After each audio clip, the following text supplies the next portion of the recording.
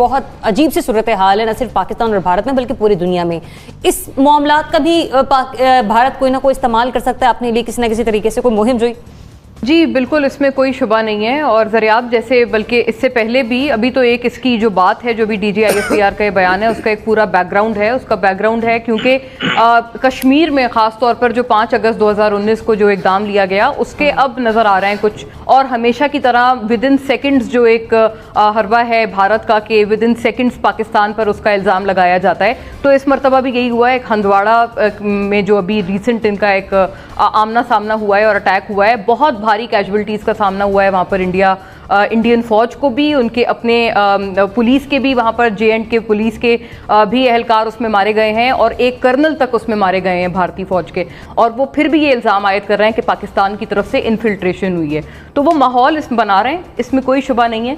मुझे वाकई इस बात का ख़तरा है कि एक तरफ आई वॉश वो दे रहे थे कि हम तमाम मिल के साउथ एशियन ममालिक कोरोना को शिकस्त दें, जो एक बहुत बड़ा आई वॉश था, और उन्होंने इस पर एक कॉन्फ्रेंस बुलाई थी वगैरह वगैरह। अभी रिसेंटली भी एक कॉन्फ्रेंस हुई है, वीडियो कॉन्फ्रेंस। लेकिन असल जो दर हकीकत बात है वो यही है कि वो यहाँ पर डाइग्रेस करना चाह रहे हैं, और वो ये भी देख रहे हैं कि जैसे जैसे दुनिया भर में लॉकडाउन ईज हो रहा है, तो कोरोना से जब ये जो इंटरनेशनल मीडिया की अटेंशन है जब हटेगी, तो दोबारा ये जो मसला है कश्मीर पर, जहाँ पर इंटरनेशनल मीडिया ने बहुत पॉजिटिव रोल अदा किया था और भरपूर उन्होंने इंडिया को एक्सपोज किया था, तो वो दोबारा सिलसिला शुरू हो जाएगा।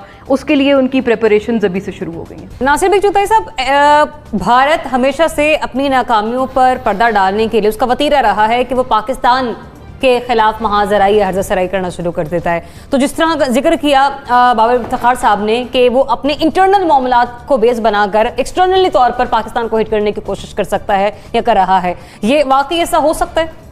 और ये तो बड़ी ज़बरदस्त रिपोर्ट है। इसमें उन्होंने सैंक्शंस की भी सिफारिश की है। अब मुझे पता नहीं ये सिफारिश कितनी बामल होती है, लेकिन एक जो उनका एजेंडा है उसको जहन में रखिएगा, और वो एजेंडा वही है कि अब आज़ाद कश्मीर की बारी है। और ये बार बार कह चुके हैं वो, और मैं इस बात का कायल हूँ वाकई कि मोदी जो कहता है वो करता है। ऐसा नहीं है कि मोदी ने जो कहा नहीं कहा हो, जो कहा उस पर अमल ना किया हो। अब उसके दोनों मंशूरों में 37 का था, उसके दोनों मंशूरों में मकबूजा कश्मीर पे कब्ज़े का था, उसके दोनों मंशूरों में शरीयत के ख़िलाफ़ कार्रवाई थी, उसके दोनों मंशूरों में गैर मुकामी मुसलमानों को निकालने की बात थी। तो वो तो कर रहा है ना वो। और अब आज़ाद कश्मीर का भी कि पूरा कश्मीर हमारा है, पूरा कश्मीर हमारा है, तो वो आज़ाद कश्मीर को टारगेट करने की कोशिश कर रहा है। और ये छोटी मोटी जो आप देख रही हैं सूरत हाल, ये एक पूरी चेन है जो एक बिग पिक्चर की तरह आपको लेके जाएगी। तो ज़ाहिर हम तैयार हैं, हमारी फ़ौज भी तैयार है, हमारे आवाम को भी तैयार होना पड़ेगा। एक कोरोना वोरोना से निकल जाएं, और निकल जाना चाहिए हमको। हमारे मौलवियों को चाहिए वो दुआ करें इसके लिए, फूंक फूंक भी मारें और दवा भी करें। एक बार उन्होंने तवक्कुल की बात की थी, तो तवक्कुल वही है कि आप ऊँट को रस्सी से बांध दें फिर अल्लाह पे छोड़ दें। तो आप तैयारी कर लें, तैयारी कर लें आप, और उसके बाद आज़ाद कश्मीर को डिफेंड भी करें, और हो सके तो मकबूजा कश्मीर को आज़ाद भी कराएं। वो ख्वाब है, लेकिन ख्वाब की ताबीर भी होती है। आमिर ज़ैद साहब, NBC ने यहाँ पे बड़ा इंपॉर्टेंट पॉइंट हाईलाइट किया कि मकबूजा कश्मीर के बाद अब बारी आज़ाद कश्मीर की। मेरा क्वेश्चन ये कि 27 फरवरी के वाक़े के बाद भी मुहिम जोई कर सकता है भारत? देखिए, भारत जो मुसलसल मुहिम जोई कर रहे हैं 2014 से, जब से ये हिंदू इंतहा पसंद हुकूमत आई है, आप देखेंगे एक पैटर्न है। और 2019 में 3000 मरतबा जो है फायरबंदी की खिलाफ वर्जी की। इस साल जो है जनवरी से लेकर अप्रैल तक के जो आज़ाद शुमार हैं, तो 853 मरतबा फायरबंदी की भारत ने खिलाफ वर्जी की लाइन ऑफ कंट्रोल पे और वर्किंग बाउंड्री के ऊपर। तो ये एक पैटर्न है। मोदी ने किया क्या है? मोदी ने काम ये किया है कि जनाब जो एक स्टेटस को था पाकिस्तान और भारत के दरमियान कश्मीर के ऊपर, उसने उसको तोड़ दिया, और अपने ही तई उसने कश्मीर का मसला भी हल कर लिया है कि जनाब जैसा कि बता रहे थे नासिर साहब के इनेक्स कर लिया, और अब उनको जो है अपने फैसले के कॉन्सिक्वेंसेस को, उसका जो कि फॉलो आउट है उसको मैनेज करना है, जो कि वो कर रहे हैं। और उनके जो प्लान है बिल्कुल सबके सामने कि जी वो 2-4 बरस में वहां पे डेमोग्राफिक चेंजेस इतने ज्यादा लेकर आ जाएंगे कि वो जो मुस्लिम अक्सरियत है मुस्लिम अकलियत में तब्दील हो जाएगी, और उनकी गिरफ्त जो है वो बहुत मजबूत हो जाएगी। तो सब कश्मीरी मुजाहिदीन के लिए, कश्मीरियों के लिए, हुर्रियत के लिए और पाकिस्तान के लिए जो है वक्त के साथ हमारी दौड़ है। हम अगर इसी तरह जिस तरह अभी हम हाथ पर हाथ धर के बैठे हैं और भारत की गैर रिवायती सियासत का मुकाबला रिवायती सिफारतकारी से कर रहे हैं तो हम बिल्कुल किसी भी तरह से कामयाब नहीं हो सकते।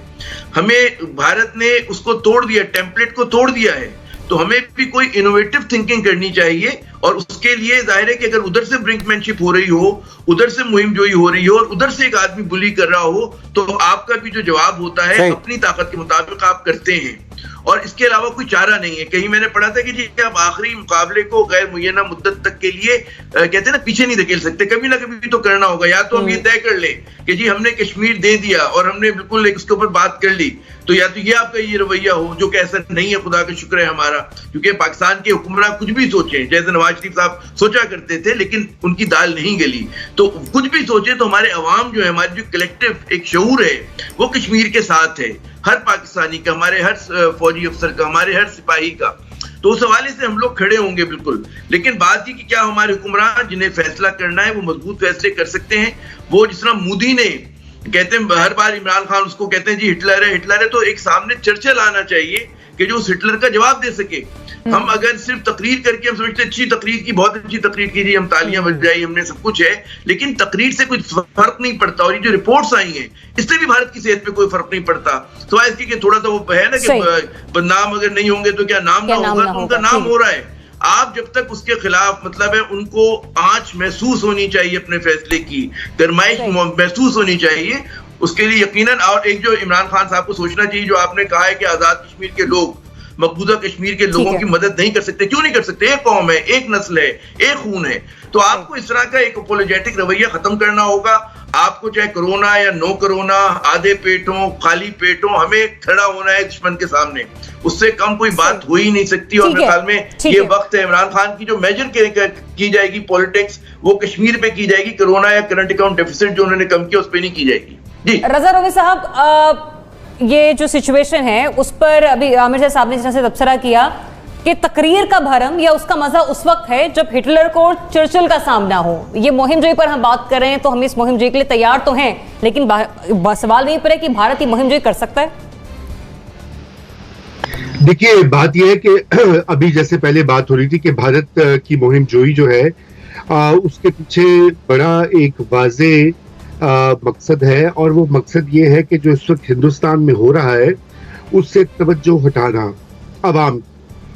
हिंदुस्तान जो है आपके जैसा कि आपने देखा है कि एक तो उनकी मईशत जो है वो मुस्तकिल गिरे जा रही है, और अब कोरोना वायरस की वजह से जो लॉकडाउन उन्होंने लगाए हैं इंडिया में, और अभी वो एक्सटेंड भी कर रहे हैं मई के तीसरे हफ्ते तक, तो उसकी वजह से माशी तौर पर वो बहुत नीचे गिर रहा है उसकी पूरी की पूरी इकॉनमी जो है।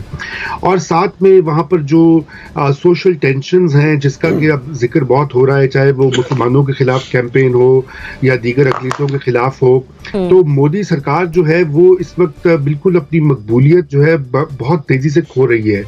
और मेरा ये ख्याल है कि यही एक बहुत बड़ी वजह है कि वो अवाम की तवज्जो हटाने के लिए वो ये सारा जो मामला इस वक्त चल रहा है, टेंशन्स को ऊपर बिल्ड करने का ये किया जा रहा है। जैसे कि आपने देखा पहले माजी में जो हुआ पुलवामा का पूरा इंसिडेंट, और उसके बाद जो सो कॉल्ड उन्होंने वहां पर कार्रवाई भी की, उससे मोदी ने उसको खूब कैश किया इलेक्शन में, और री इलेक्शन के लिए वो चाहे जो भी उन्होंने झूठी सच्ची खबरें लोगों को फीड की, उसकी बुनियाद के ऊपर उन्होंने दोबारा एक टर्म हासिल कर लिया। मतलब ना सिर्फ इंटेंशंस और अटेंशंस डाइवर्ट करनी है, बल्कि वो ये इस तरह का कोई ना कोई ड्रामा रचा भी सकता है। सॉरी टू इंटरप्ट रज़ा रोमी साहब, मेरे पास वक्त इंतहाई मुख्तसर है, वेरी क्विकली सिद्दीकी साहब। जी बिल्कुल, मोदी का जो सेकंड टर्म है तो उसका हाल बिल्कुल एक बदमस्त हाथी की तरह है, बल्कि मैं कहूँगा एक उस पागल हाथी की तरह जिसके पांव तले जो चीज़ भी आ रही है वो रोनता चला जा रहा है। उसने भारत की इकॉनमी को रोन दिया, जो भारत का एक सेकुलर नज़रिया था दुनिया में उसको रोन दिया।